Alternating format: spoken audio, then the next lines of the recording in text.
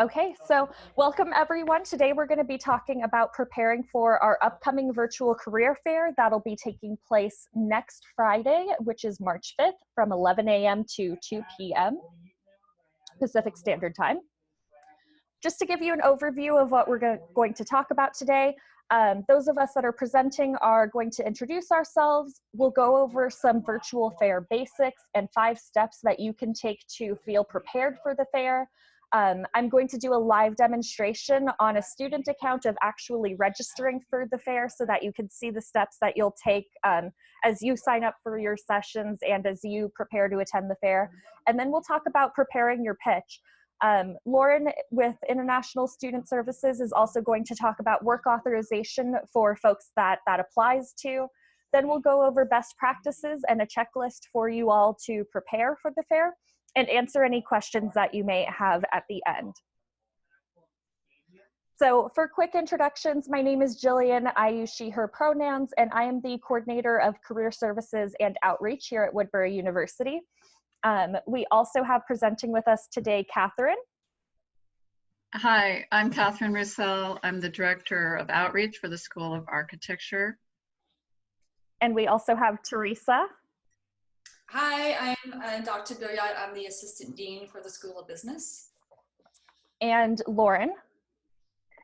Hi, I am the Senior International Student Advisor. Great.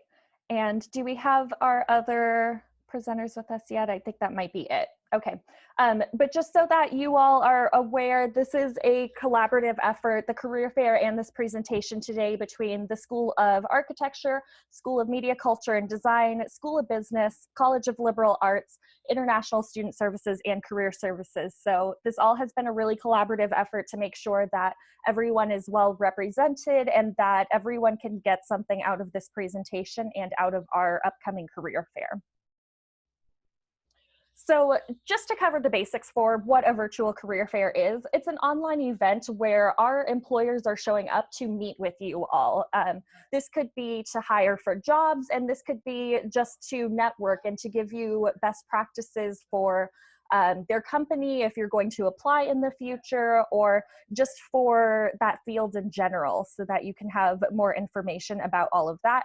And it's a great opportunity for you all to connect with these folks. So on the employer side of things, they can set up group sessions, and those are 30-minute meetings where you can sit there and you can watch and listen and use the chat feature to engage.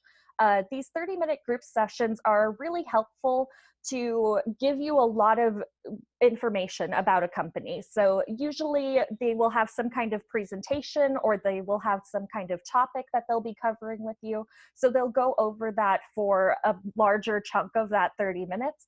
But they usually set time aside so that at the end you can ask any questions.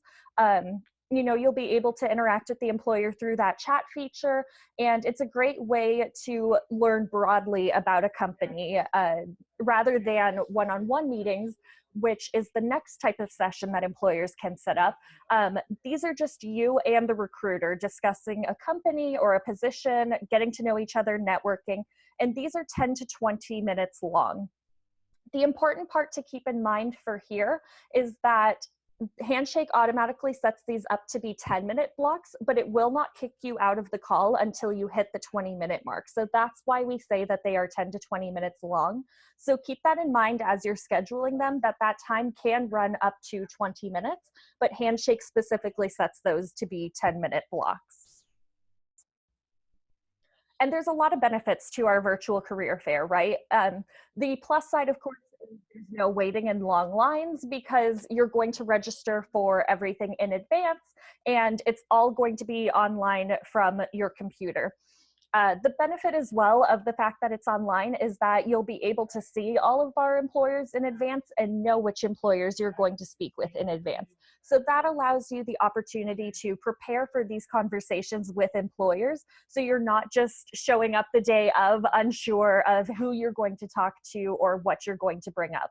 So you can plan ahead and think about these conversations you're going to have. You can research the different employers and you can make sure that you feel prepared to talk about yourself and your skills, but you can also drop in the day of the fair. As long as you sign up for those spots and you register and they're still open, you are able to attend the day of the fair, and it doesn't need to be something that you register for in advance. The other benefit, of course, of the virtual career fair is that you can really stand out to employers and get a chance to connect. If you're in person, sometimes it can get really loud and it can be hard to have those conversations with folks. And if you're meeting with them one-on-one and you've prepared for these conversations and you know what you're going to talk about, it's going to give you your best chance to shine and really stand out to folks. So we're going to go over 5 steps that you can take to prepare. And these are pretty easy steps, but if you can do these, it'll make you stand out more and it'll make you feel more confident and prepared when you begin to talk to the employers and meet with them. So of course, step 1, you want to make sure that you activate your Handshake account, and you want to make sure that you update your profile so that employers can get to know you.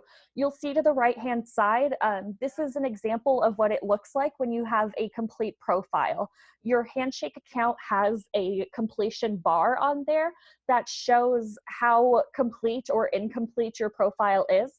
And if it's not at 100%, it'll tell you where you need to add details to consider that profile complete. Sometimes it's that you haven't added a summary statement, which is a really quick description of what you're looking for and what you're passionate about. Sometimes that bar not being complete could be because you haven't added clubs or extracurriculars that you're involved in. But it'll tell you that underneath there. And you want to make sure that you update this before you register for your sessions with your employers, because they're going to be able to view your profile once you register for sessions with them. And you want to make sure that they are getting a good and complete picture of the kind of person and the kind of professional that you are. Completing your profile is going to be the best way to do that. For step 2, you want to register early and sign up for sessions. Registration has been open since Friday of last week, and so the sooner that you can register for sessions, the more prepared you'll be able to feel the day of.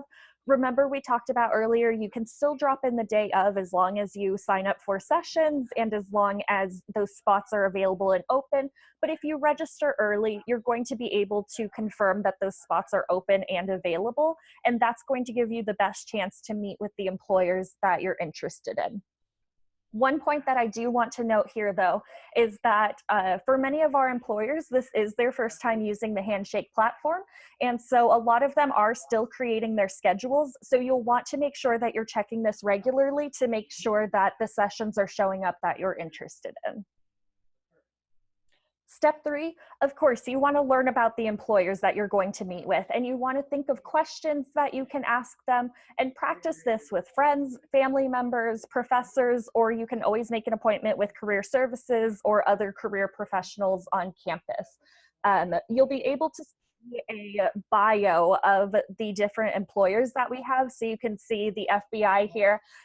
You can see a brief blurb about them and the employment types that they're looking for, the school years that they're looking for, and the job titles. And so this can be really helpful for you as you begin to think about what you want to ask an employer, what it is that you're unsure about and you need to know more of, and that'll help you as you begin to practice. And, if you don't have anyone to practice with either, that's totally fine.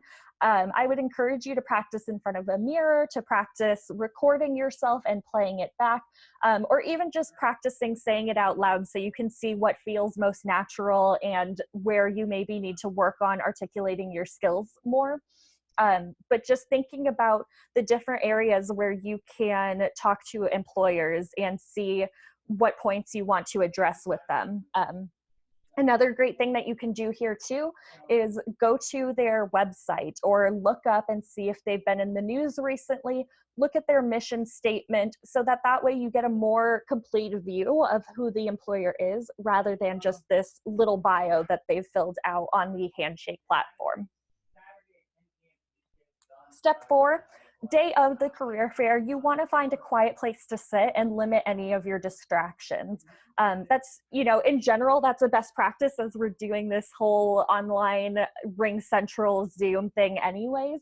But the more quiet the area is, the more you're going to be able to concentrate and focus on these conversations and give your attention to employers. That's going to help you stand out the more that they can have your undivided attention. And it's going to show if you're in a place where you don't have a lot of distractions and you really are making sure that you're giving your all for these employers. So, I recognize that this may not be possible as well, but letting folks around you, if you are sharing space with others, letting them know that this is an important thing to you, and that if they can be quiet for just a little bit while you're doing these, 10-minute one-on-ones or the 30-minute informational sessions, that'll just be that much more helpful for you to really stand out and do well at our virtual career fair. The last step, of course, step 5, make a great first impression. You want to show up on time for your sessions, and you want to be dressed appropriately for your profession. And the reason why we word it like this, saying that you should be dressed appropriately for your profession, is that every profession is a little bit different, right? And so depending on the field that you're heading towards and depending on the type of person that you are, maybe it is going to be a suit and a tie. Maybe for some folks, it'll just be a button down or a nice blouse. Keeping that in mind and just making sure that you're giving the impression that you want to give to employers to show that you are invested, that you have made the time to put the effort in, and that you would be a great professional asset to their organization or wherever it is that you end up. So now I'm going to go through actually registering for the fair. So give me just a second.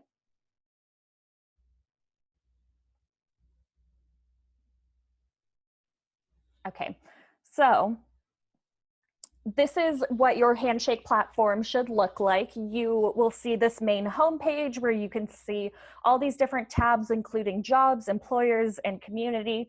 What you'll want to click on, and there's several different ways that you can access our career fair as well. You'll want to click on events up on the left-hand side, or events in this main tab here, or you can go to the Career Center as well. For today, I'm going to click on events. So you can see here we have 2 events listed, the Preparing for the Virtual Career Fair, which is the event that's happening right now, and then our first annual university-wide career fair is the one that you are going to want to register for. So you can see I have this blue register button over here. I'm going to go ahead and click register. Great. That's how simple it is to register to attend the fair, but that's not the only step that you should take. So you could see here, I'm registered, what's next? So now I need to sign up for sessions, and that includes group and one-on-one sessions with employers that I'm interested in, and it gives a reminder that you should sign up before they fill up. So you can view the available sessions, and employers will be filtered to the best fit for you according to the Handshake algorithm. So Handshake takes into account your skills and interests and roles that you're interested in and your major, and puts the companies in the best order for you. So keep that in mind, that there are many companies that are attending, but it's going to show them to you in an order that it thinks is the best for you. So for instance, if I'm interested in meeting with the US Department of State, I can see that there are individual sessions right here. There's 18 of them, and that's a one-on-one with the US Department of State, or the group session. There's 11:30 to 12, and that's talking about careers at the US Department of State. So if I click on that, right now I have my profile set to only be visible to me because this is a fake student account, but you'll want to make sure that your profile is either visible to employers or visible to the community so that you can participate and so that employers can get to know about you. These 2 different settings, the employer settings, it's required to participate in one-on-one sessions with employers, and your profile will only be visible to employers if you create that setting. So you may receive messages from recruiters and other employers if you set your profile to be this setting, but other students won't be able to see your profile. which would happen if you had the community session setting. So the community setting is required to participate in the group sessions, and so your profile will be visible to employers, students, and alumni across Handshake, and you'll be able to message other students and alumni who have similar interests and experiences. So that is a benefit, and there is a lot of pros to doing this, but I recognize that folks may want to keep some of those experiences that they have more private. So keep that in mind as you're updating your profile, that you will have to make it visible to either employers or to the community, and filling out your profile appropriately for that. I'm going to go ahead and say community for now so that we can sign up for group sessions and the one-on-one sessions. So once I see that, it's the group session from 11:30 to 12, and you can see it gives me all the details here about the U.S. Department of State and the different job titles and job types and who they're looking for. So I can confirm that. Great. So then it'll give you reminders too if you haven't completed your profile, which is why we recommend that you complete your profile in advance. So you can add a resume to your profile so that hiring managers can review your resumes in advance and match you to open positions. So you can see here, now that I've signed up for this session, it's showing up over here under My Sessions. That'll make it so that as you're going through and you're signing up for different sessions, you won't be able to sign up for other sessions that that time is booked for.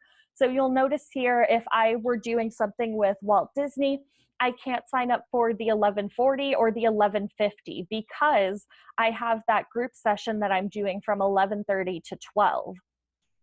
So you'll be able to go through and sign up for different group sessions and sign up for different one-on-one sessions, and they will all show up over on this right-hand side. So day of the career fair, you'll do the same thing. Show up to the events page, and you can click on your schedule, and it'll show your schedule of group sessions and one-on-ones that you've signed up for. And you don't have to go through any other platforms. You'll just press join video. And so right now, this is grayed out because, you know, it's not starting yet. It doesn't start for another 8 days, but the day of, around the time of your session, you'll be able to press join video and it'll take you right into that session. It'll also show you areas where you don't have any session signups, so you can show open sessions there, and it'll show you different organizations and different companies that have that availability. So I know that was a lot of information. The other thing I want to note too is that some of these organizations, the location that's listed for them is the headquarters location. So it's not necessarily where our recruiter is located, though that may be the case for some of them.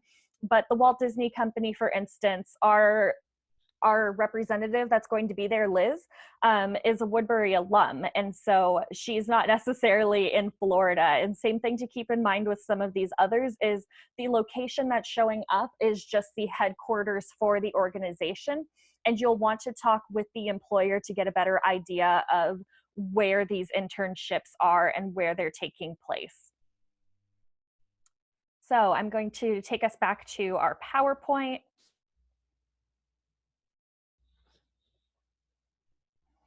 So that's how you register for the fair. So hopefully it should be a pretty straightforward process. It's just a matter of clicking register on that main page and then registering for the individual sessions that you would like to sign up for. The next part of this that's going to be really important though is preparing your pitch. This is going to be important for your one-on-one sessions where you're going to be speaking with an employer and it's just going to be the two of you in a meeting. So you want to make sure that you're keeping it short and sweet. Your pitch or your elevator speech, think of it as a sales pitch. You want to make sure that you can deliver this message in 60 seconds or less. Part of that is that we want to make sure that we're being concise. And of course, the other part of that is that people have short attention spans sometimes. And maybe the employer you're meeting with has done 5 other one-on-ones that day. And so the shorter that you can keep it, the more you're going to be able to grab their attention, as long as you can make sure you're still covering everything. Don't shorten it to the point where you're not able to talk about yourself and your skills. So of course, like I said, we want to focus on the essentials. You want to say who you are, what you do, and what you want to achieve. So great things to bring up would be including your year, your major, long-term career goals, short-term career goals, and specifically why you want to work with that company or that organization. So you want to be positive and persuasive with this pitch because your time is limited. So you want to focus on what you want to do. So I'm going to turn it over to Lauren, who's going to talk about work authorization for our international students. Thank you, Jillian, and hello, everybody. I will be covering the topics that are related to international students on F1 visa.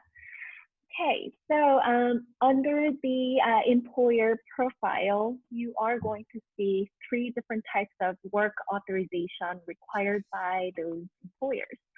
So the first type is U.S. work authorization is required. That means that the employer needs to see the U.S. citizenship or permanent residence status.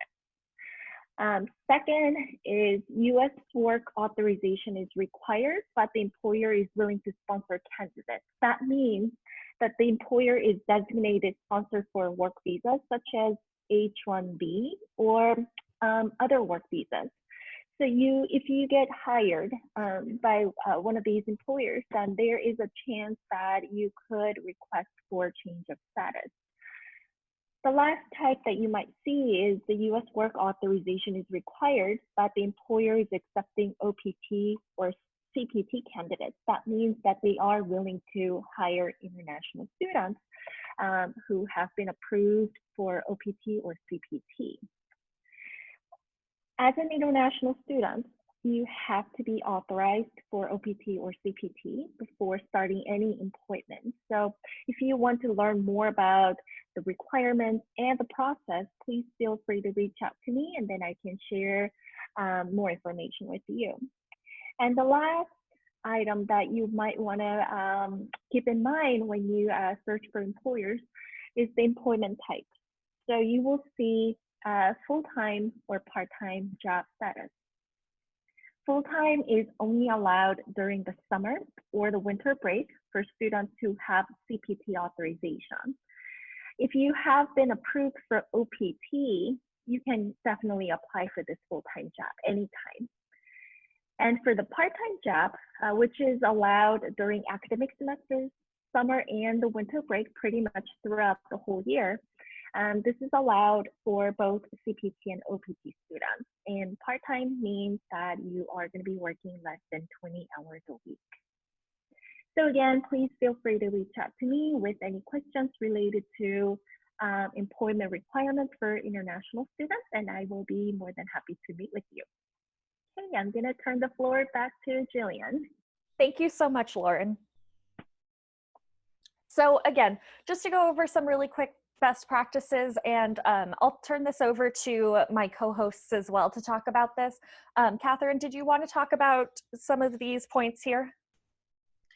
So yes, and for architecture, I don't know if we have architecture students here in the meeting, but oftentimes we really rely on the visuals of the portfolio, and the portfolio is crucial in an interview process. One way to be efficient in sharing is, well, certainly you want to have your documents ready to share.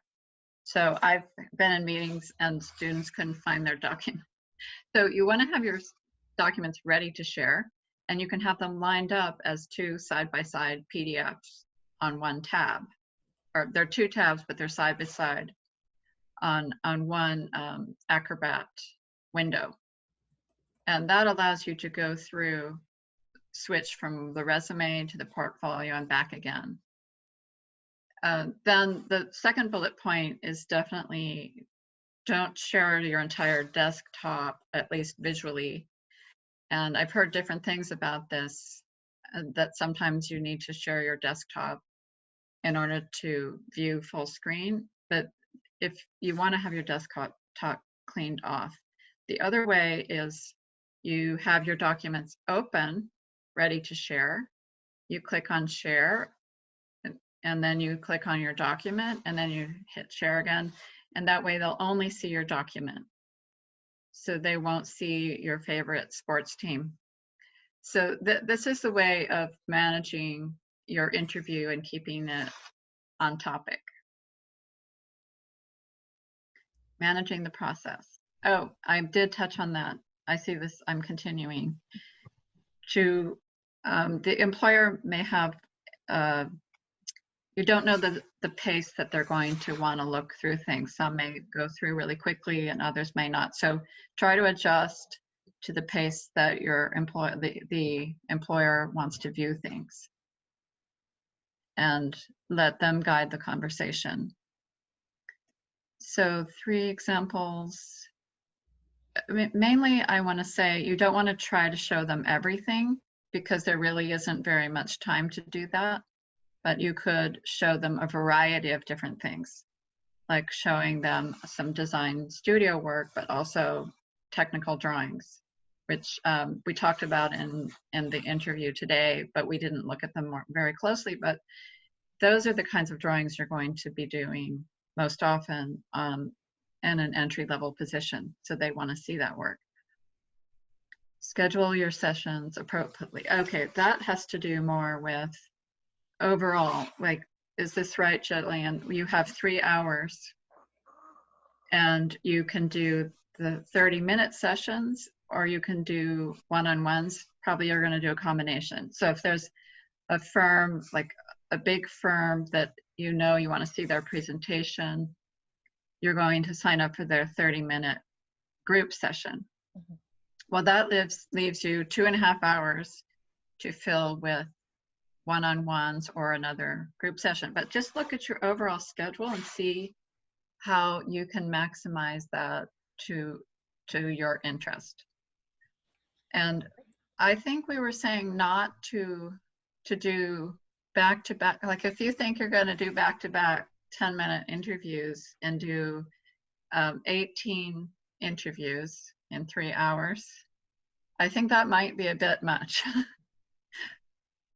Definitely, yeah. So working out the timing of that, giving yourself breaks is appropriate, because obviously it is running during the lunchtime. So if you know you are going to be hungry, scheduling some time so that you can have a lunch break or just some breaks so that you can breathe a little bit and take some time to absorb all the information you just learned, or to just decompress after sharing a lot about yourself. Make sure that you're scheduling those times intentionally into your day as you prepare for the career fair. But the last point that I'll talk about is, your talking points. Just make sure that you have that prepared as you go to meet with your employers. Don't ramble. Make sure that you're delivering your information concisely and that you're being really clear, having clear examples for things that you've done and the skills that you have.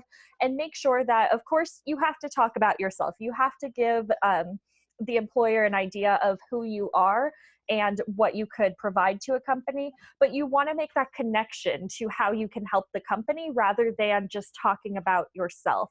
That will show that you know what the company is about and you know how you can leverage your strengths, and it'll also make sure that you stand out from other folks. Our employers may be attending career fairs with other universities, and you all at Woodbury, the fact that you have to have the internship or the work experience requirement really does make you stand out. And so talking about your Woodbury experience, your small class sizes, those different things that you get unique from your education here, and of course your own experiences and your classes, projects you've completed, different things that you've worked on are all going to be great things to bring up here. So just a quick checklist to prepare for the fair, just to kind of wrap up everything we've talked about today. Of course, you want to register for the fair if you haven't done so already. You also want to make sure that you're signing up for sessions with employers that you're interested in, but I would also encourage you to sign up for sessions with employers that maybe you haven't heard of, because maybe they're a smaller firm or organization, and look into them and see if it matches with your interests and with your career goals. And, career fairs are a great way to learn more about other companies and organizations. So this would be a great time to take advantage of that. and check back later because like I mentioned, many of our employers, this is their first time attending a virtual career fair, and so they're still setting up their schedules. So continue to check back for that. Of course, before all of this, we want to make sure that we have your profile completely up to date, that you've updated it with your job interests and roles that you're looking towards, that you put your work experience on there, that you've uploaded any documents as appropriate, because Handshake lets you upload your resume and your cover letter, even transcripts if that's something you're interested in doing, but that is absolutely not required. You also want to make sure that you are researching the employers that you're meeting with so that you are prepared to have a conversation with them, and that it shows that you've put that effort in, and it shows that you are really interested and enthusiastic about working for that company. It'll show if you've done the research, if you can connect your experiences to their mission statement or connect it to what they've done recently, different projects they're working on. Of course, this is going to come with preparing a few talking points and having your pitch, like we talked about earlier and like our wonderful volunteers practiced earlier. And make sure that you're being curious and asking questions and viewing and applying to any open jobs that they may have. Those jobs may be posted on Handshake or they may be posted externally. So make sure that you're talking to the employers about that to get an idea of these job or internship opportunities, and make sure that you're following up with employers as well.